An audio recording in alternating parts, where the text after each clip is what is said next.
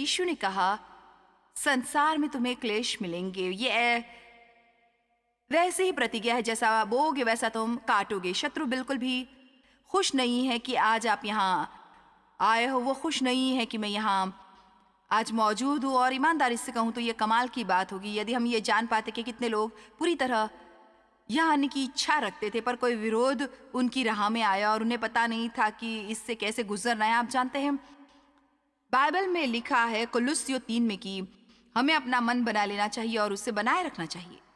और मेरे ख्याल से ये बहुत बेशकीमती है। जब आप अपना मन बना लेते हैं तो आप कुछ करेंगे, अगले ही 5 मिनट में इसे बदल ना डालें, क्योंकि ऐसा लगता है जैसे ये कठिन होगा या थोड़ा असुविधाजनक। यदि कोई भी चीज़ है जिसकी आपको ज़रूरत है, हमें ये जानने की ज़रूरत है कि हमें क्या करना चाहिए और हमें जाकर ये करना चाहिए, चाहे हम कैसा भी महसूस करते हों। लोग कभी मुझे पूछते हैं, तुम उसके बारे में कैसा महसूस करती हो जो यात्राएं तुम्हें करनी पड़ती है? और एक बार मैंने कहा, जानते हैं क्या, मैंने स्वयं से बहुत अरसे से ये पूछा नहीं, और ये कमाल की बात है कि आप क्या कुछ कर सकते हैं यदि आप स्वयं से ये ना पूछे कि आप इसके बारे में कैसा महसूस करते हैं।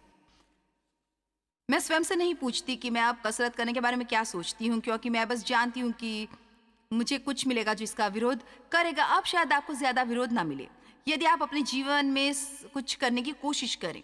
मैं ज़्यादा परवाह नहीं करती अगर शैतान मुझे परेशान न कर रहा होता, बजाय उसके जब वो कर रहा होता। क्या आपने सुना मैंने क्या कहा? कम से कम यदि शत्रु आपके विरुद्ध आ रहा है, आप जानते हैं कि आप सचमुच कुछ सही करने की कोशिश कर रहे हैं और आपको ये करते रहना पड़ता है। और मेरे ख्याल से लोगों के लिए ये समझना बहुत महत्वपूर्ण है। आपका विरोध होगा, पर ये कुछ ऐसा नहीं जिसकी आपको ज़्यादा चिंता करने की ज़रूरत है, क्योंकि आप पहले से ही विजेता है। रोमियो 8 में लिखा है कि हम जयवंत से भी बढ़कर हैं, परंतु हम इन सब बातों में हम उसके द्वारा जिसने हमसे प्रेम किया है जयवंत से भी बढ़कर, और ये कि हमें उस प्रेम से कोई जुदा नहीं कर सकता। मेरा ख्याल है जयवंत से बढ़कर होने का मतलब है कि इससे पहले कि मुसीबत आए मैं पहले से जानती हूँ कि ये कैसे ख़त्म होगी।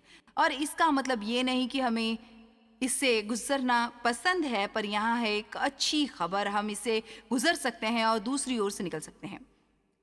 अक्सर जब हम किसी से पूछते हैं कि वो कैसे हैं, वे आपको बताएंगे कि उन पर क्या बीत रही है, पर मेरे ख्याल से सचमुच हमें उन्हें बधाई देने की ज़रूरत है, क्योंकि वे उससे गुजर रहे हैं। धन्यवाद प्रभु का कि आप बीचों बीच में नहीं फंस गए या आप नीचे दफन नहीं हो गए, पर आप गुजर रहे हैं और आप दूसरी तरफ से निकलेंगे। इस वक्त आप जिस भी चीज़ से गुजर रहे हैं, आप इसमें सफल होंगे।